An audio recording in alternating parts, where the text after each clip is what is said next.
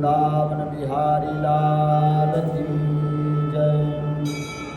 वैशाख महात्म्य की जय। जय जय श्री राधे, जय जय श्री राधे, जय जय श्री राधे।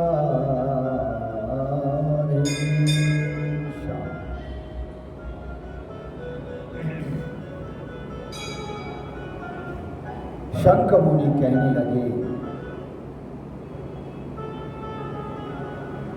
कोई कोई तत्वाभिमानी देवता और मुनि ही तथा सत्यलोक के शयन करने वाले ही बचे रहते, अथवा ये सब कल्पांत तक सोते रहते। फिर रात्रि के समाप्त होने पर पूर्व सृष्टि के अनुसार ब्रह्मा जी सृष्टि की पुनः रचना करते हैं। ऋषि देव पितृलोक और वर्ण धर्मों सहित चारों वर्णों को अलग अलग रचना करते हैं। तब चक्रधारी भगवान नारायण जी के दशावतार पुनः नियम के अनुसार होते हैं।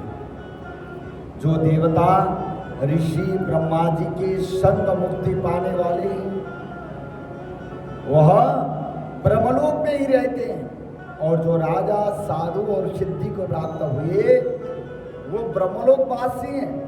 वह सब सत्यलोक में ही स्थिर रहते हैं, यहां नहीं आते। और कलयुग समाप्त होने पर दैत्यों का नाश होता है। फिर वह अपने कर्म अनुसार वैसे ही कर्म करने वाले होते हैं और अपने निरंतर स्थान में अपने अपने गोत्र में जाकर जन्म लेते हैं। जिस गोत्र में पहले थे उसी गोत्र में उनका जन्म होता है। कहते हैं, अब तुम्हारे सामने सृष्टि काल और मुक्ति काल वर्णन करूंगा, सावधान होकर सुनो। देवादिदेव भगवान का एक निमेष ब्रह्मा जी के कल्प का बराबर होता है। उसके बाद भगवान जी का उतना ही उन्मेष अर्थात पलक का खुलना होता है। निमेष के अंत में उन्हें अपने कुक्षिष्ट लोगों के सृजन की इच्छा होती है। जब ब्रह्मा से लेकर मनुष्य तक विष्णु भगवान जी की कुक्षिगत होकर भी ध्यानावस्थित रहते हैं। उन्मेष के प्रथम भाग में चतुर्व्यूहात्मक विभु सातगुण्य होकर व्यूह में स्थित वासुदेव भगवान जी से ब्रह्मा को सायुज्य मुक्ति देकर महाविभु उसके बाद महात्माओं को तत्व ज्ञान रूपी सारूप्य मुक्ति देते हैं। किसी को शमी को मुक्ति देते हैं तथा अन्य मनुष्य को शालुक्य मुक्ति देकर अनिरुद्ध रूप से संपूर्ण स्थित लोकों का भगवान अवलोकन करते हैं। प्रद्युम्न से सृष्टि के रचने का विचार करके माया, जया, कीर्ति और शांति आदि शक्ति से युक्त भगवान महाविष्णु भगवान भिन्न कर्म और आशय वाले लोक की रचना भी करते हुए स्वयं पूर्व काल नेत्र खोलने के अंत में फिर विष्णु भगवान जी योग माया का आश्रय लेते हैं। बोले विवस्थ संकर्षण से चराचर नाश करते हैं। यह सब उस महात्मा का अवर्णनीय काम है। यह कार्य ब्रह्मादिक और योगियों द्वारा भी अकथनीय है। यह सुनकर उस व्याध ने फिर प्रश्न किया, कहता है, हे महाराज, भागवत धर्म कौन सा है और इन धर्मों से विष्णु भगवान जी प्रसन्न होते हैं? बाबू तो तल्लो चाहिए चलाई इसमें तल्लो चाहिँ चलाइदेऊ।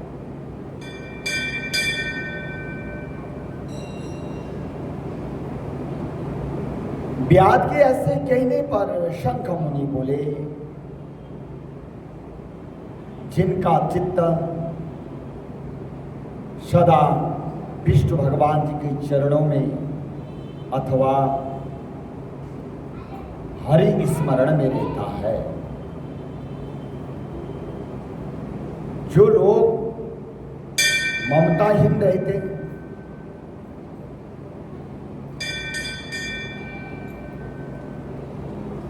यहां ले रहा हूं,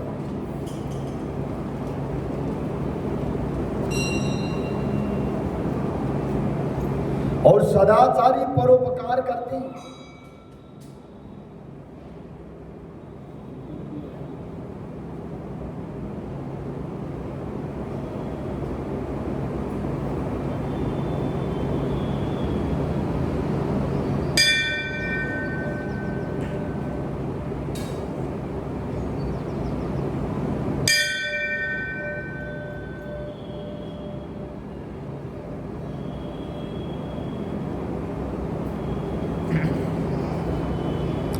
जो लोग ममताहीन रहते हैं, सदाचारी परोपकार करते हैं, जिनको शास्त्र, आवाज बढ़ाइए, धीरे गाओ, अली कर दी बस। और सदाचारी परोपकार जो करते हैं, जिनको शास्त्र, गुरु, साधु और शुभ कर्म में विश्वास है, और जो सदा विष्णु भगवान जी का भक्त है, बोलो वही भागवत धर्म है। भागवत धर्म का यही अर्थ है, जो सदा विष्णु भगवान जी का भक्त है, वो भागवत धर्म को अपनाता है। और संपूर्ण देशों में घूमना, सब कर्मों को करना और धर्मों को सुनना, परंतु चित्त को विषयों में रखने वाले कुछ भी नहीं कर सकते। जिनका चित्त विषयों में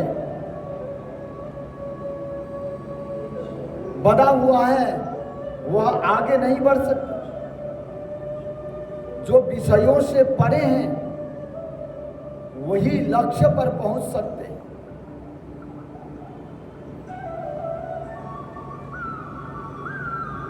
कहते हैं, जो कामना रहित होकर श्रद्धापूर्वक भगवान विष्णु संबंधी धर्म किए जाते हैं, वही भागवत धर्म है। इस लोक में और परलोक में सुख देने वाले क्षीर सागर में लक्ष्मी जी को भगवान ने वैशाखोक्त धर्म बतलाए, जो विष्णु भगवान जी को प्रसन्न करते। धन पाकर के बावड़ी, कुआं, सरोवर बनवाना, रास्ते में छाया करना, प्याऊ बनवाना, सुपात्र को दान करना, छतरी, जूता, खड़ाऊ, सुगंधित द्रव्य, कपूर, पुष्प, तांबूल, गोरस, शहद, चटाई, कंबल, पलंग, वस्त्र, अन्न का दान और गौदान, रास्ते के थके हुए ब्राह्मणों आदि के चरण धोना, पंखा से हवा करना, उबटन करना, शरबत पिलाना, नमक मिली हुई छाछ, ईख, ककड़ी तथा रसायन का दान संपूर्ण पापों को नाश करने वाले हैं। पितृस्वरों को तर्पण करें, तेल उबटन छोड़ दें, कांसे के पात्र में भोजन नहीं करना चाहिए। हाँ, जो व्रती है, व्रत रखने वाले हैं, उनको कांसे के पात्र में भोजन नहीं करना चाहिए।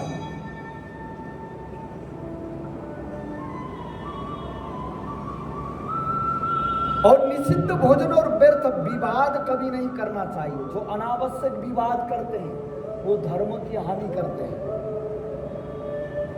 अनायास से विवाद करते हैं। अपनी बातों को ऊंचा करने का कोशिश करते, तो वो भागवत धर्म से परे। और बोले जो व्रत करने वाले, व्रती को जो है लौकी, गाजर, तोरई, चौलाई, बैगन, मसूर, मूली, बेल फल और लिसोड़ा का सेवन वैशाख में भूलकर भी नहीं करना चाहिए। गाजर भी मना किया गया, ध्यान रखना। अगर ऐसा करेंगे तो क्या होगा?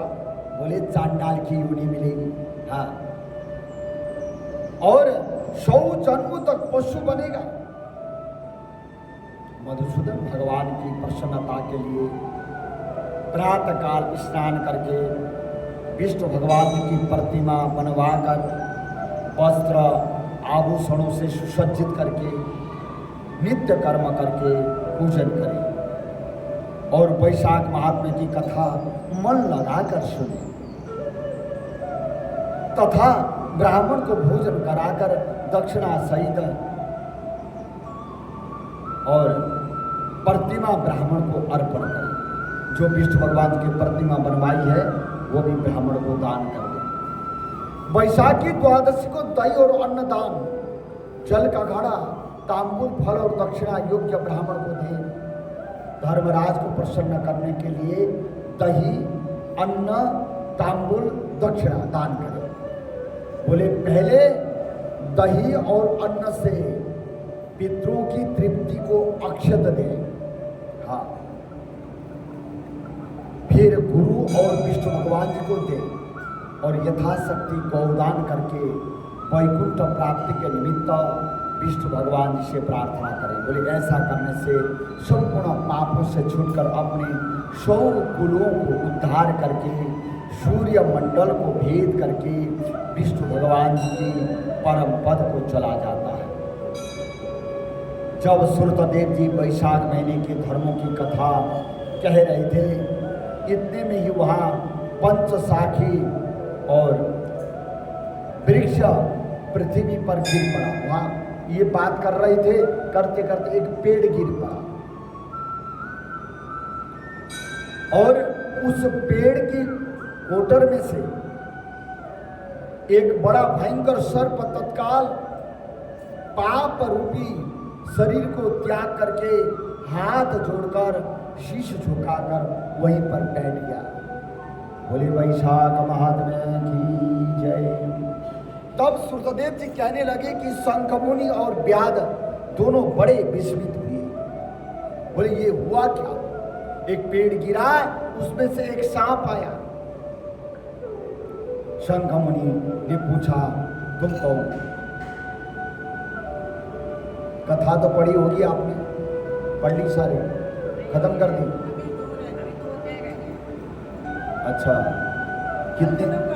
कितने अध्याय हैं? 25 है। हम तो 21वें में, आज 21, 22, 23, 24 हो जाएंगे आज। हाँ,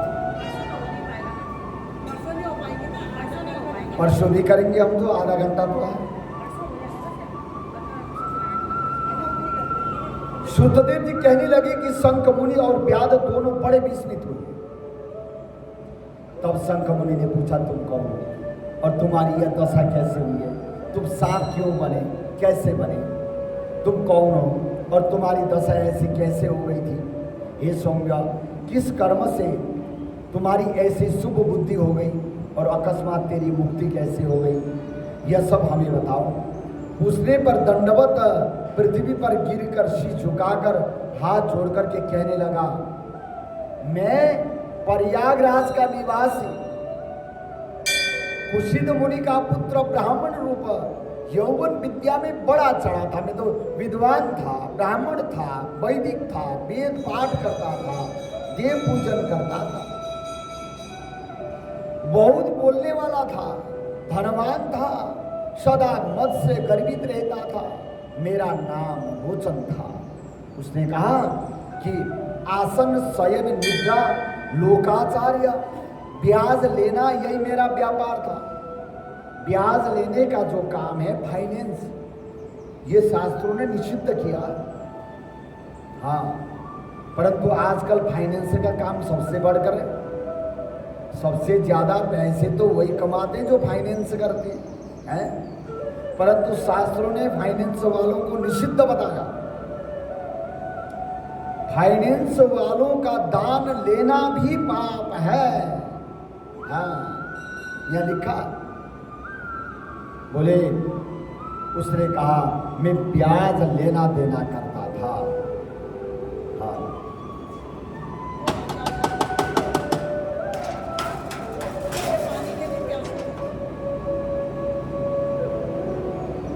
और कहने लगे मेरी किसी पर श्रद्धा नहीं थी, मैं किसी को नहीं मानता था।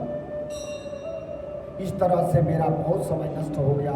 वैशाख के महीने में जयंत नाम के ब्राह्मण भगवान के प्यारे वैशाख महीने की धर्म की कथा सुनाया करते थे।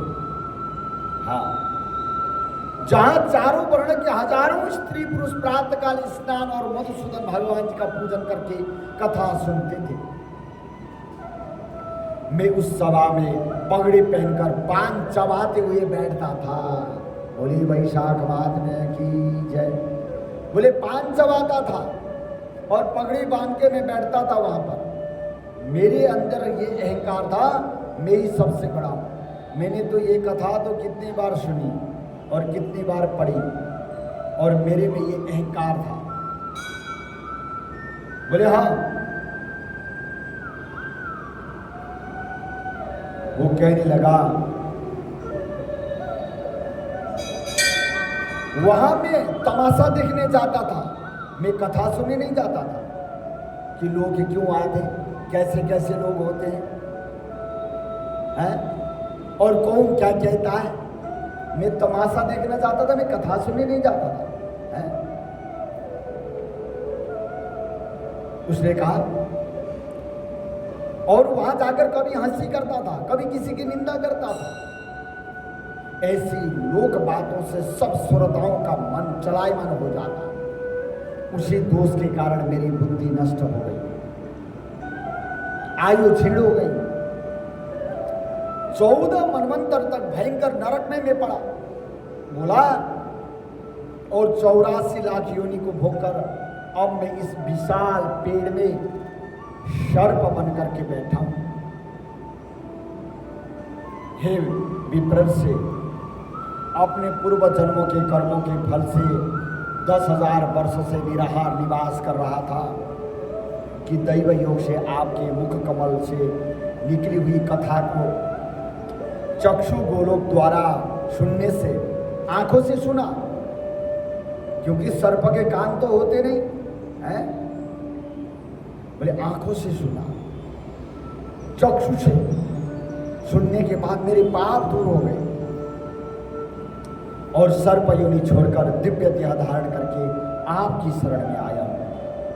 मैंने तो कहीं कोई उपकार मैंने कहीं किया नहीं, मैंने किसी का उपकार नहीं किया, मैंने कोई धर्म नहीं किया, फिर सज्जनों का संग कैसे हुआ। आप अब मेरे ऊपर अनुग्रह करो, जिससे धर्म में मेरी बुद्धि हो, सुंदर गति मिले और सतचरित्र साधु महात्माओं की संगति मिले, विष्णु भगवान जी में प्रीति हो और उनको कभी न भूलूं। हाँ, कभी भगवान को न भूलूं मैं। बोले हम दुखी रहते हैं, परंतु हम दुख का कभी कारण नहीं समझते। सुख और दुख की हमें परिभाषा नहीं पता। हम कहते हैं हम दुखी हैं। दुखी क्यों है? और कई लोग कहते हैं हम सुखी हैं। सुखी कहने वाले तो कोई कोई होते होंगे। कोई कहता है हम सुखी हैं, कहते होंगे कोई कोई। कोई कहते हैं नहीं तो हमारे पास माता रानी की बड़ी कृपा है, हम तो ठीक है, बस अभी तक तो अच्छा है, ऐसा कोई कोई कहते हैं। परंतु भगवान जी कहते हैं नारद जी से, नारद जी को उपदेश देते हैं। नारद जी जाकर के बताते हैं मनुष्य को, और भगवान नारद जी ने के कहने पर नारद जी पृथ्वी तल में आए, सबसे पूछा कैसे हो, ठीक है। कोई अपनी दुखड़े सुनाते हैं, कोई कुछ कहता है, कोई कुछ कहता है। एक मनुष्य ने पूछा, प्रभु मैं बहुत दुखी हूं। बोले ये सुख और दुख की परिभाषा हमको बताइए। नारद जी ने कहा, विपदो नैव विपदा संपदो नैव संपदा विपद विस्मरणं विष्णु संपद नारायण स्मृति। बोले जिनको तुम विपत्ति कहते हो वो वास्तव में विपत्ति नहीं है, जिनको तुम दुख कहते हो वो वास्तव में दुख नहीं है। वो कहते तुम दुख किसको कहते हो? बोले संतान का न होना, धन की हानि होना, मकान न बनना, गाड़ी खरीदने में मुश्किल होना, हम तो इसको दुख मानते हैं। मकान मिलना, संतान की प्राप्ति होना, धन धान्य की वृद्धि होना, हम इसको सुख मानते हैं। नारद जी कहते हैं नहीं, विपदो नैव विपदा संपदो नैव संपदा। जिसको तुम विपत्ति कहते हो, संकट कहते हो, वो वास्तव में संकट नहीं है। बोले जिसको तुम सुख कहते हो वो वास्तव में सुख नहीं है। विपदो नैव विपदा संपदो नैव संपदा विपद विस्मरणं विष्णु संपद नारायण स्मृति। जिनको तुम सुख कहते हो वो वास्तव में सुख नहीं। बोले सुख और दुख क्या? कहने लगे विपद विस्मरणं विष्णु। जिस दिन तुम भगवान को भूल जाते हो वो सबसे बड़ा दुख का दिन। जिस दिन तक भगवान स्मरण हो आए हृदय में, तो वही दिन तक तुम सुखी रह सकते हो, वही दिन तुम्हारा सुख का दिन है। बोलिए नारायण भगवान की जय। आज वो साफ कहता है कि प्रभु मुझे बताइए, जिससे धर्म में मेरी बुद्धि सुंदर गति मिले, सत चरित्र साधु महात्माओं की संगति मिले, विष्णु भगवान जी में मेरी प्रीति हो और उनको कभी ना भूलूं। इस प्रकार अनेकों स्तुति करके हाथ जोड़कर शीश झुकाकर मुनीश्वर के आगे चुपचाप खड़ा रहा। शंख मुनि ने प्रेम में भरकर उनको दोनों हाथों से उठाया, उस पर अनुग्रह करके आने वाले वृत्तांत कहने लगे। हे द्विज, वैशाख महीने और विष्णु भगवान जी का महात्म्य श्रवण करने से तेरे सब पाप नष्ट हो गए। तो कर्म से अति बहाकर लोगों को जाकर फिर दशार्ण देश में ब्राह्मण के घर में जन्म लेगा। वेद शर्मा नाम से प्रसिद्ध होकर संपूर्ण विद्याओं में विशारद होगा। प्रत्येक जन्म में तेरी अत्यंत जाति स्मृति रहेगी। निर्द्वंद निष्प्रिय गुरु भक्त जितेंद्रिय होकर उस जन्म में तू सदा विष्णु भगवान जी की कथा में तत्पर रहेगा। और वैशाख के महीने में जो कथा आती है उस विषय के अपधर्म करेगा, तब तो सिद्धि प्राप्त करके संपूर्ण बंधनों से छूटकर परम धाम को प्राप्त होगा। मुनीश्वर ऐसा कहकर चुप हो गए। तब व्याध को देखकर वह पुरुष मुनीश्वर से कहने लगा, आपने मेरे पर बड़ा अनुग्रह किया, जिससे मेरी और यह दुष्ट योनि जाती रही, उत्तम गति मिली। और ऐसा कहकर वह परिक्रमा देकर आज्ञा लेकर स्वर्गलोक को चला गया। राजन, तब संध्या हो जाने पर शंख मुनि ने व्याध को संतुष्ट होकर के सायंकाल की संध्या करके विष्णु भगवान के अनेक अवतारों का कथा सुन करके रात्रि के शेष भाग को व्यतीत करके ब्रह्म मुहूर्तों में नित्य कर्मों से निश्चिंत होकर प्रसन्न मन से व्याध को बुला करके उसके शीश पर प्रोक्षण करके राम ये 2 अक्षर का मंत्र जप करने और मरण पर्यंत इन्हीं धर्मों के करने का उपदेश दिया और कहा कि इससे तेरा जन्म वाल्मीकि ऋषि के कुल में होगा और तू वाल्मीकि नाम से इस लोक में प्रसिद्ध होगा। व्याध को इस प्रकार समझा बुझाकर शंखमुनि दक्षिण दिशा को चले। व्याध भी थोड़ी दूर तक जब तक नेत्रों से ओझल न हुए उनके पीछे चला गया और शंखमुनि को देखता रहा। फिर हृदय में उन्हीं का ध्यान करता हुआ वैशाखोक्त धर्मों को करता हुआ व्याध का जन्म पूर्ण करके वाल्मीकि ऋषि के घर में जन्म लिया। एक सरोवर के किनारे किरणु नाम के मुनि दुस्तर तपस्या करते थे, जिनके शरीर पर बहुत काल में सर्प की बाबी बन गई थी। इसी कारण से उन्हें वाल्मीकि ऋषि कहने लगे। फिर तपस्या के अंत में जब किरणु ऋषि ने ऋषि के कानों में स्त्रियों के प्रिय शब्द सुनाई दिया तो उनका चित्त चलायमान होने लगा और एक भील जाति की स्त्री को लाकर वाल्मीकि नाम का पुत्र उत्पन्न किया। राजन, वह वाल्मीकि संसार में बड़े यशस्वी और विख्यात हुए। उन्होंने संपूर्ण कर्म बंधनों को काटने वाले मनोहर छंद में राम कथा का रचना किया, वाल्मीकि रामायण। श्रुतदेव जी कहने लगे, इसी प्रकार वैशाख महीने में व्याध के सिर्फ जूता दान करने से दुर्लभ ऋषित्व प्राप्त हुआ। जो कोई इस रोमांच उत्पादक इस पाप नाशक आख्यान को सुनेगा तथा औरों को सुनाएगा, उसे मोक्ष प्राप्त होकर उसका जन्म संसार में दोबारा नहीं होगा। उसका जन्म मरण का जो बंधन है वह छूट जाएगा। आगे कहते हैं, मैथिल महाराज बोले, इस वैशाख की कौन कौन सी तिथियां पुण्यकारक है और क्या क्या दान विशेष रूप से उत्तम है और संसार में इन्हें किसने प्रख्यात किया, यह सब बताइए। यह सुनकर श्रुतदेव जी कहने लगे, वैशाख में मेष के सूर्य की सारी तिथियां उत्तम हैं, जिनमें दान करने से करोड़ गुना फल मिल जाता है।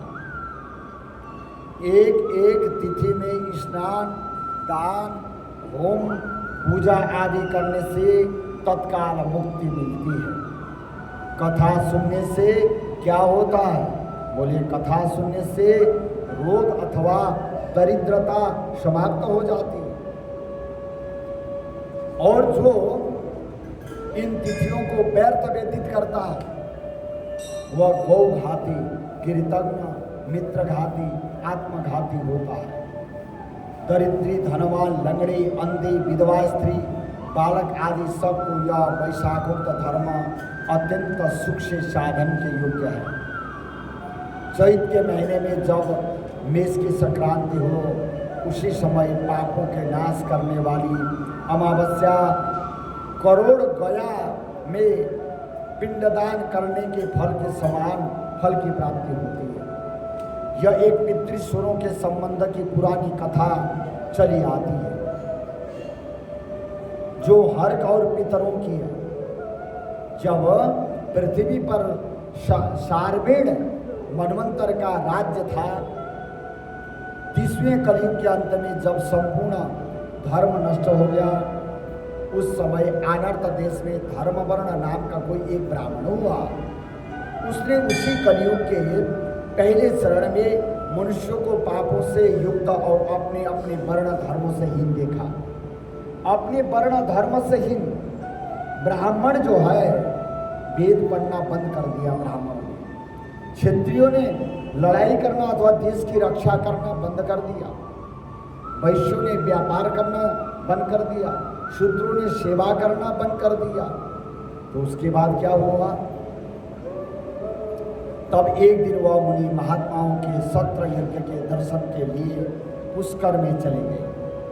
वहाँ गए तो ऋषि मुनि लोग कलयुग की प्रशंसा कर रहे थे। बोले कलयुग तो बहुत अच्छा है, कलयुग तो बहुत अच्छा है। हाँ, और सत्ययुग में जो वर्ष भर में माता भगवान प्रसन्न होते, सो त्रेता में 1 महीने में, द्वापर में 1 पक्ष में, उससे 10 गुना पुण्य कलयुग में विष्णु भगवान जी का स्मरण करने से मिल जाता है।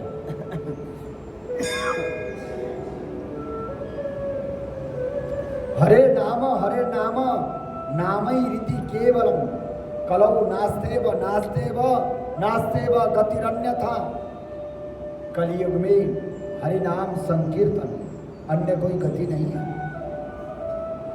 भजन और संकीर्तन में फर्क है। भजन अपने दुखड़े को सुनाता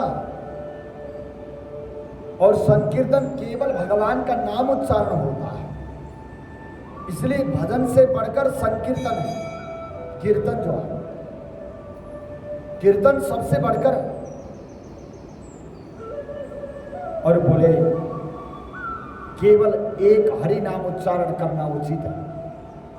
जब यह प्रसंग हो रहा था तभी नारद मुनि खूब खूब हंसने लगे वहां पर और उन्मत्त की तरह नाचने लगे। निसंदेह यह कलयुग बड़ा पुण्य रूप आया। केशव भगवान क्लेश नाश करने वाले स्मरण करने से ही प्रसन्न होते, परंतु कलयुग के आगमन से आप लोगों का यहाँ ठहरना उचित नहीं है। इस पाखंडमय भारत को छोड़कर सुखपूर्वक अन्यत्र जहाँ कहीं मन प्रसन्न हो वहाँ विचरो। यह वचन सुनकर व्रतधारी मुनि यज्ञ समाप्त करके शीघ्र ही चले गए और धर्म वर्ण भी पृथ्वी त्यागने का विचार करके ब्रह्मचर्य व्रत में जटाधारी साधु की भांति कलयुग में अनाचारों को देखने चले गए। वहाँ जाकर क्या देखते हैं? संपूर्ण मनुष्य जाति घोर तपस्या में मग्न है, घोर पाप में मग्न है। ब्राह्मण शूद्र और सन्यासी पाखंडी हो गए, सन्यासी भी पाखंडी हो गए और तीर्थों में पाखंडियों का वास हो गया। पत्नी और पति में, गुरु और शिष्य में, सेवक और स्वामी में, पिता और पुत्र में परस्पर लड़ाई होने लगा। जहां लड़ाई कभी नहीं होना चाहिए, जहां प्रेम होना चाहिए। कलयुग है। पति पत्नी में लड़ाई, पिता पुत्र में लड़ाई, विरोधाभास होने लगा। ये कलयुग है। ब्राह्मण शूद्र की तरह कार्य करने लगे, गौ बकरी के समान हो गई है। वेद एक कहानी मात्र रह गई और सत्य कर्म करने साधारण हो गए। देवताओं की जगह भूत प्रेत की पूजा होने लगी। हाँ, अधम और नीच पुरुष हो गए। लोग अधम हो गए, नीच हो गए, निंदा चोली में रहने लगे। धन कमाने में कर्मों की लेखा जोखा करना छोड़ दिया। कैसे भी हो धन आना चाहिए, बस कर्म कैसा भी हो, सत्कर्म का विचार करना छोड़ दिया लोगों ने। इस कलयुग में भाई बहन, पिता पुत्री इत्यादि का भी नाता रिश्ता खत्म हो गया। समय ऐसा आ गया, कलयुग घोर आ गया। साधु महात्माओं का अपमान होने लगा, पापियों का सत्कार होता है, जो पापी है उनका सम्मान होता है। हाँ, इत्यादि घोर दुराचार हो रहा दिखता है। आज दरबार में आते हैं, मंदिरों में उन्हीं का नाम होता है जो सुबह शाम लाइन लगती है मदिरा के दुकान में। हाँ, उन्हीं की राम राम सलाम होती है। जो दुराचारी है, जो पाप कर्म करने वाले हैं, उन्हीं का सम्मान समाज में। सत्कर्म असत्कर्म का कोई विचार नहीं। यह सब देखते हुए घूमते हुए वर्ण धर्म आश्चर्य युक्त होकर अब पितृलोक को पहुंच गए। वो वहाँ पितृगणों को बड़े भयंकर दुख तथा अंधकूपों में पड़े हुए त्राही त्राही कहते हुए हैं, जहाँ किसी प्रकार का सहारा नहीं है, उन्हें देखकर बहुत विस्मित हुए और दयालु होकर बोले, तुम कौन हो? तुमने ऐसे कौन से घोर दुष्कर्म किए जिससे तुम यहाँ पड़े हो? तुम किस गोत्र में उत्पन्न हुए हो और तुम्हारा कैसे उद्धार होगा? यह सब सुनकर उसके सामने वो कहने लगे कि तुम्हारा आज ही कल्याण हो जाएगा। उनके ऐसे वाक्य सुनकर दुख से व्याकुल होकर पितृश्वर प्रसन्न होकर बड़े दीन वाणी से कहने लगे, हम हैं श्रीवत्स गोत्री ब्राह्मण, हमारा वंश खत्म हो गया। बोले क्यों? क्योंकि हमारे वंश में सब पाप कर्म करने वाले हैं, इसलिए हमारा वंश ही खत्म हो गया। बोले हमारे लिए पिंड देने वाला भी कोई नहीं रहा, इसी से हम दुरात्मा अंधकूप में पड़े। हमारे कुल में एक धर्म वर्ण ही बड़ा यशस्वी है, वह सबको छोड़कर अकेला ही घूमता है। उसने गृहस्थी धारण नहीं की है और यही दुर्वा का तंतु रूप है। एक दुर्वा जो होता है, धूप का जो घास है, उसके तिनके के बराबर है, उसी के सहारे हम जी रहे हैं,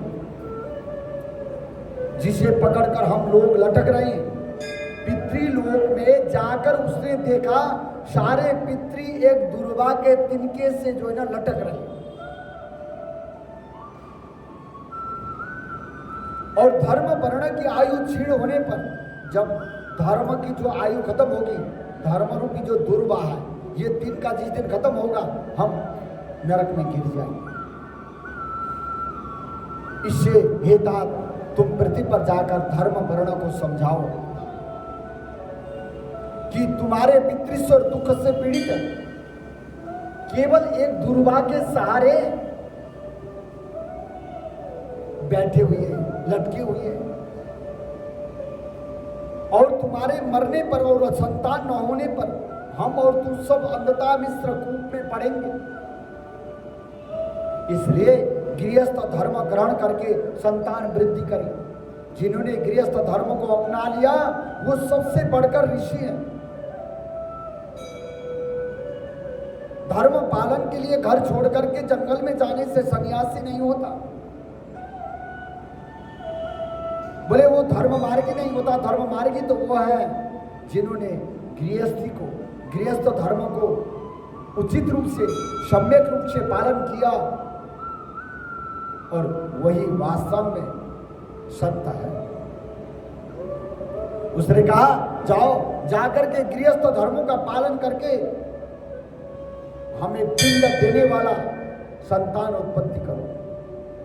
जब वह संतान गया को जाएगा, वैशाखोक्त धर्मों को करेगा, विष्णु भक्त होकर एकादशी आदि व्रत करेगा और पाप नाशनी कथा को सुनेगा, जिससे उसकी 100 पीढ़ी आगे की, 100 पीढ़ी पीछे की सारे वंश जो है ना उनका उद्धार होगा।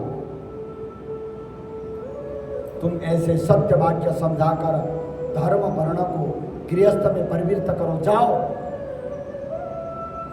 पितृश्वरों के ऐसे वचन सुनकर अचंभे में पड़कर रोता हुआ हाथ जोड़कर नमस्कार करके धर्म वर्ण बोला, महाराज मैं ही दुराग्रही तुम्हारा वंशधर धर्म वर्ण। और उसने कहा, अब बताया कि धर्म वर्ण तो मैं ही हूं महाराज। आंखों में आंसू आया। बोला, मैंने यज्ञ में महात्मा नारद जी से कहे हुए वचन को मैंने सुना। फिर पृथ्वी पर बहुत से पापी मनुष्यों को देखकर मैं कुसंगति के डर के मारे अनेक द्वीपों में घूमते हुए मैं यहां पर आया हूं। हे पितृश्वर, इस तरह इस कलयुग के अंतिम चरण में भी 3.5 भाग व्यतीत हो गए। मैंने अब तक आपका दुख दूर नहीं किया। मैं अब आपकी आज्ञा का पालन देव ऋषि पितृश्वर को तर्पण पूजन आदि करूंगा। और ऐसा आशीर्वाद मांगा कि संसारी कर्तव्य करने पर भी कलयुग की बाधा न हो। हे राजन, धर्म वर्ण के कहने पर पितृश्वर बोले, पुत्र तू गृहस्थ धर्म में प्रविष्ट हो जा, क्योंकि जिसके घर में तुलसी की पेड़ है, शालिग्राम भगवान जी जिसके घर में है, महाभारत आदि ग्रंथ जहाँ पर हैं, जहाँ कथा सत्संग होते रहते, हरि स्मरण कीर्तन और वैशाखोक्त धर्म आदि शुभ कर्म होते रहते, वहाँ कलयुग बाधा नहीं पहुँचाता। हे पुत्र, इसलिए तू पापात्मा योग की चिंता मत कर, शीघ्र घर जा। इस माधव महीने में, वैशाख के महीने में सबके उपकार के लिए मेष की संक्रांति की 30 तिथियों में वैशाखोक्त धर्म करके जिससे करोड़ों गुना फल मिलते हैं।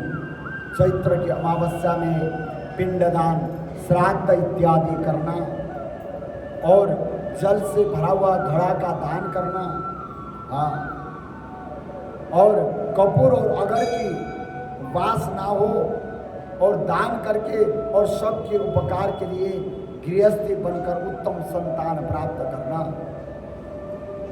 पीछे मुनि की वृत्ति धारण करके सुखपूर्वक द्वीपों में विचरना।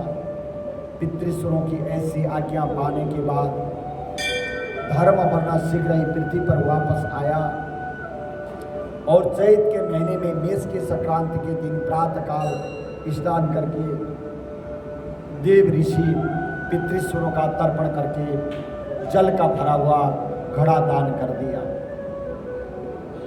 और पाप नाश करने वाला श्राद्ध करके अपने पितृवर्ण वर्ग को ऐसी मुक्ति दी कि जिससे आवागमन छूट जाए। फिर विवाह किया जिससे सुंदर संतान उत्पन्न हुई और संसार में इस पाप नाशनी तिथि को प्रख्यात करके स्वयं प्रसन्न होकर गंधमादन पर्वत पर चला गया। इसलिए यह मधुमास की अमावस्या भी बहुत शुभ है। इसके समान संसार में कोई तिथि न देखी है न सुनी है। इस प्रकार से शंख मुनि व्याध को बताते हैं। इन्हीं कथा प्रसंगों के साथ आज की कथा प्रसंग यहीं पर विश्राम करेंगे। कल पुनः आगे का पावन प्रसंग हम लोग श्रवण करेंगे।